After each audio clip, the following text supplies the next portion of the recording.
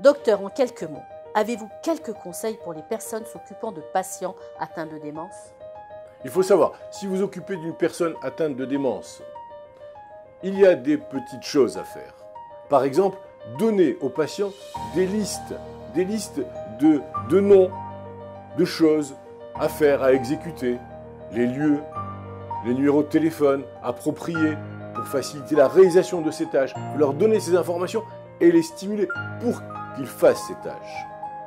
Il faut éviter au minimum les perturbations inutiles, le bruit, tout ce qui provoque de l'angoisse.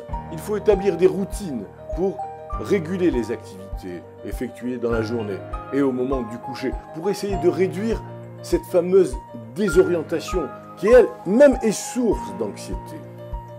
Enfin, parlez lentement, calmement. Ne formulez qu'une seule idée et qu'une seule consigne à la fois.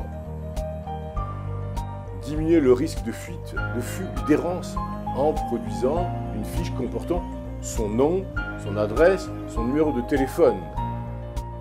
Veillez bien sûr à ce que la maison ne présente pas de danger en laissant toujours les meubles à la même place, en éliminant les objets inutiles, en installant un verrou sur l'armoire à pharmacie ou sur les produits de la maison, en réglant le chauffe-eau à une basse température afin d'éviter des brûlures.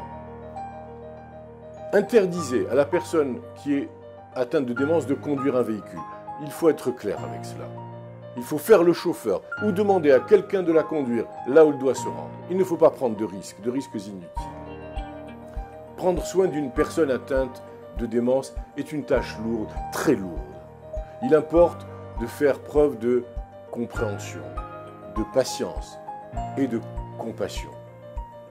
Parfois, se faire aider en faisant partie d'un groupe de soutien, cela peut s'avérer utile pour les personnes qui s'occupent de patients atteints de la maladie d'Alzheimer ou de démence vasculaire.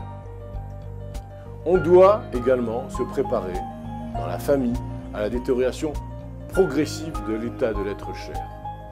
Il faut aussi prévoir l'administration des soins à temps plein. Dans certains cas, l'hébergement dans une maison de soins ou dans une maison de retraite est la meilleure solution pour la personne atteinte et pour sa famille. Et à cet égard, les conseillers en gérontologie de Retraite Plus sont là pour répondre à vos questions en les appelant sur le numéro vert et sur le site www.retraiteplus.fr.